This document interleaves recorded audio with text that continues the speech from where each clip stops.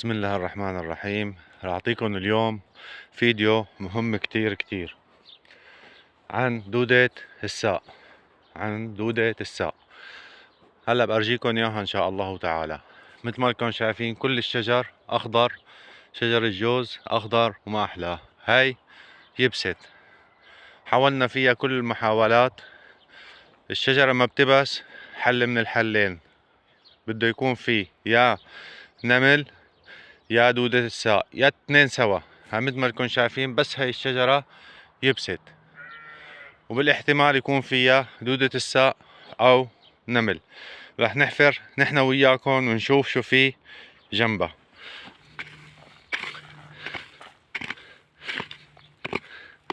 هذا شايفين القلب فاضي، في معناتها دودة ساء. هاي لقينا، هاي وحدة صغيرة من دودة الساء، هنحطها بالسطل مشان نشوف الصغيرة والكبيرة. هاي حطيناها بالسطل، هاي دودة الساء الصغيرة طبعا مو الكبيرة. دودة الساء هعطيكم معلومة والله ما لها حل. حاولنا، هاي دودة كبيرة شايفين، وهاي وحدة ثانية دودة كبيرة. هاي الأم والأولاد.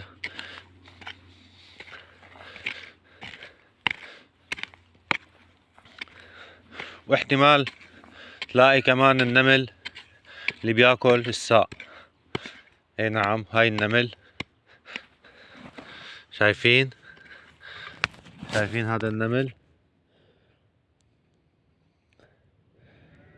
هو بيوضه كمان، هذا بياكل الساء. شايفين حتى البيض، والنمل بياكل الجذور وبياكل الساء.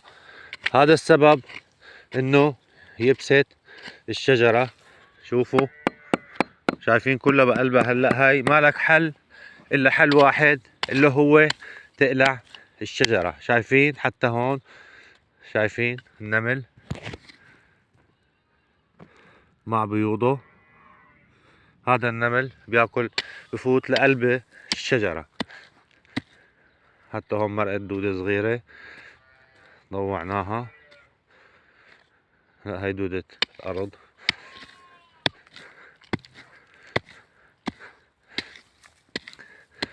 حتى لو من قص الشجرة هلا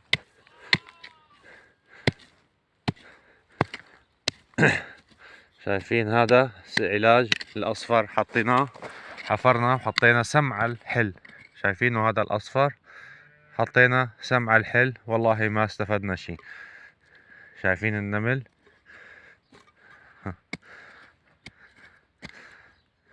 شايفين النمل فايت معشش بقلبها جوا. يعني لو رشيت حيموت من برا، بس اللي جوا ما رح يموت. فلذلك افضل حل انك تقلع الشجرة من جذورها مشان ما تنتقل لشجرة غيرها. هاي حفرنا حواليها، طبعا قلبها ملان. هاي دودة الساء شايفينها. وين الصغيرة راحت؟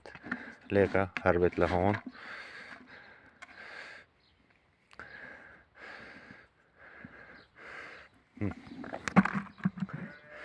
هاي دودة الساء صغيرة،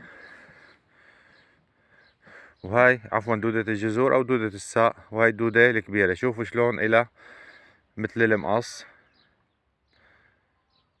شايفين تاكل الجذور. حتى هدول التنتين انا تعلمت منهم شغلة. شوفوا هاي المنطقة، هاي المنطقة كلها بيوض. هاي المنطقة كلها بيوض. حتى انتبه منها، بتعضك عضة، يعني اذا كمشتها بتعض عضة قوية، يعني تخرق. ما لها حل الا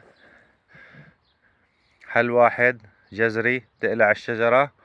حاولنا بشتى الوسائل، حتى بالكهرباء حاولنا، حتى عبينا حواليها مي وحطينا كهرباء ولا ماتت، ولا بأي شكل من الأشكال. ماتت الشجرة ولا مات النمل ولمات، وكل واحد بيقول لك بيموت وما بيموت. لا تصدق، الأجل فاتت لقلب الشجرة لهون، اسمع